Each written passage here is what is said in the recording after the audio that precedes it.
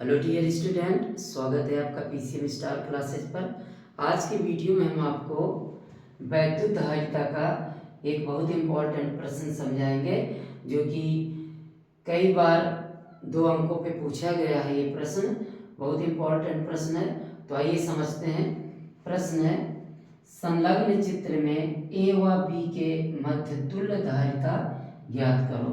देखिए चित्र दिया है, इसमें ए व बी के बीच 2 माइक्रोफैरड का संधारित्र लगा है, बी व सी के बीच में 3 माइक्रोफैरड का संधारित्र है और ए व सी के बीच 6 माइक्रोफैरड का संधारित्र लगा है। और प्रश्न में पूछा गया है कि ए व बी के बीच तुल्य धारिता आपको ज्ञात करना है। तो डियर स्टूडेंट, अगर आपको ए व बी के बीच तुल्य धारिता ज्ञात करना है तो देखिए ए से बी तक जाने के यहाँ पर 2 रास्ते हैं। ओके, एक रास्ता है ए से पहले सी पर जाइए और फिर सी से बी पर आइए, और एक रास्ता है सीधे जाइए ए से बी तक। ओके, तो जो संधारित्र एक ही रास्ते पर होते हैं वो श्रेणी क्रम में होते हैं और भिन्न भिन्न रास्तों वाले समांतर क्रम में होते हैं। तो अगर हमें ए और बी के बीच ज्ञात करना है तो एक टर्मिनल हमारा कहाँ पर होगा, ए पर होगा, और एक टर्मिनल कहाँ पर होगा, बी पर होगा। ओके, तो अगर हमें ए और बी के बीच तुल्य धारिता ज्ञात करना है तो देखिए यहाँ से ए से सी तक और सी से बी तक, यानी ये दोनों संधारित्र देखिए एक ही रास्ते पर हैं, तो ये दोनों संधारित्र श्रेणी क्रम में होंगे। ओके, और जो इनका परिणामी आएगा वो 2 माइक्रोफैरड के साथ समांतर क्रम में होगा। ओके, अगर इसी में आपको कह देता कि बी और सी के बीच ज्ञात करिए तो फिर ये और ये देखिए बी से सी तक जाते तो 2 रास्ते थे, एक रास्ता ये था और एक ये था। तो अगर बी और सी के बीच अगर आपसे पूछता तो 2 माइक्रोफैरड और 6 माइक्रोफैरड क्या होते श्रेणी क्रम में, और इनका जो परिणामी आता वो इसके साथ 3 माइक्रोफैरड के साथ समांतर क्रम हो जाता।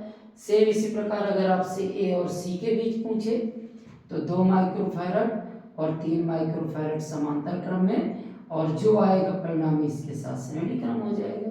बहुत ही आसान है। ओके, तो हल करते हैं। तो पहले हम इनको हल करें, हमें क्या कहते हैं ए और बी के बीच में, तो पहले इन दोनों को हल कर लो। ये दोनों किस में है, श्रेणी क्रम में। तो चूंकि 6 माइक्रोफैरड व 3 माइक्रोफैरड के संधारित्र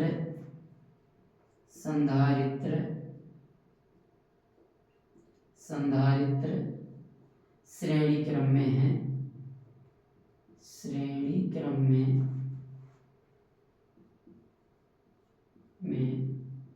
हैं, अतः इनकी तुल्य धारिता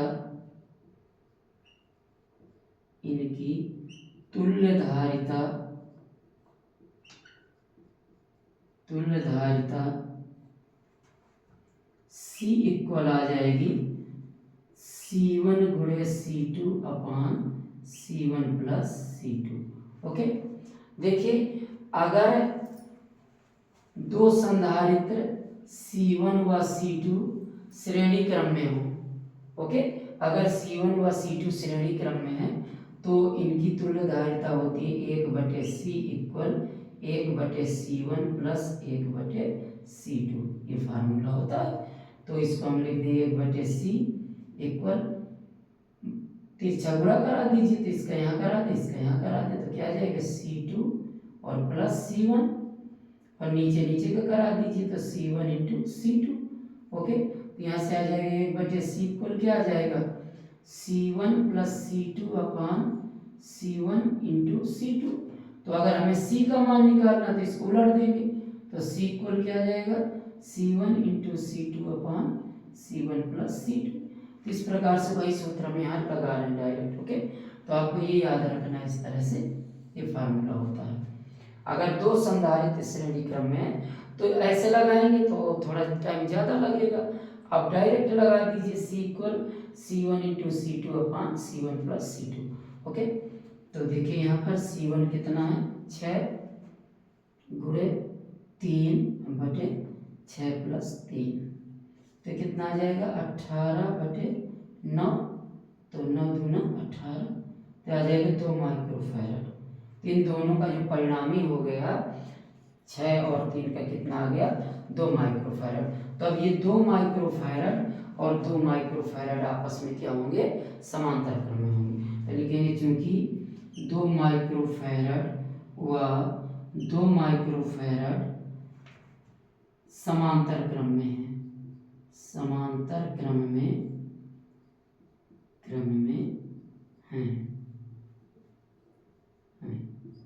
अतः इनकी परिणामी धारिता C इक्वल या C डैश कर दें तो C dash equal C1 + C2, तो C1 कितना है 2, C2 भी 2 है। समांतर क्रम में देखिए, समांतर क्रम में अगर मान लीजिए 3 संधारित्र C1 C2 C3 समांतर क्रम में, तो इनका परिणामी C इक्वल क्या होता है C1 + C2 + C3 होता है। किस क्रम में, समांतर क्रम में। ओके, और अगर श्रेणी क्रम में है तीनों तो 1/C इक्वल क्या होगा 1/C1 + 1/C2 + 1/C3। जिस तरह प्रतिरोधों में, तो प्रतिरोधों के एकदम विपरीत होता है। ओके, उसमें प्रतिरोधों में होता है, अगर प्रतिरोध श्रेणी क्रम में है 3 प्रतिरोध, तो आप जानते हैं R इक्वल क्या होता है R1 + R2 + R3 होता है। ओके, लेकिन अब यहाँ अगर 3 संधारित्र श्रेणी क्रम में है तो क्या आता है 1/C equal 1/C1 + 1/C2 + 1/C3। Okay, और अगर 3 संधारित्र समांतर क्रम में है तो C इक्वल क्या होगा C1 + C2 + C3। तो यानी जो प्रतिरोधों में श्रेणी क्रम का होता है वही संधारित्रों में समांतर क्रम का होता है।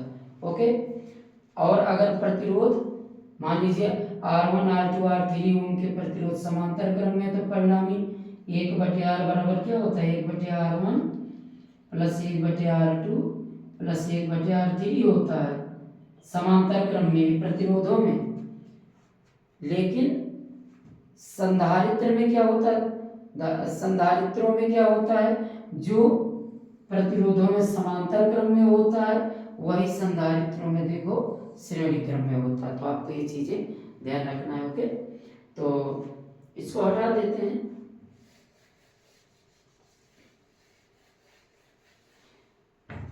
तो इस प्रकार से ए व बी के बीच तुल्य धारिता आ गई। बहुत इंपॉर्टेंट प्रश्न है और 2 अंकों पे पूछा गया है। तो उम्मीद करते हैं कि वीडियो आपको पसंद आया होगा। अगर वीडियो पसंद आया हो तो प्लीज़ इसको लाइक व शेयर करें और मेरे चैनल PCM स्टार क्लासेज को सब्सक्राइब करें। Thank you.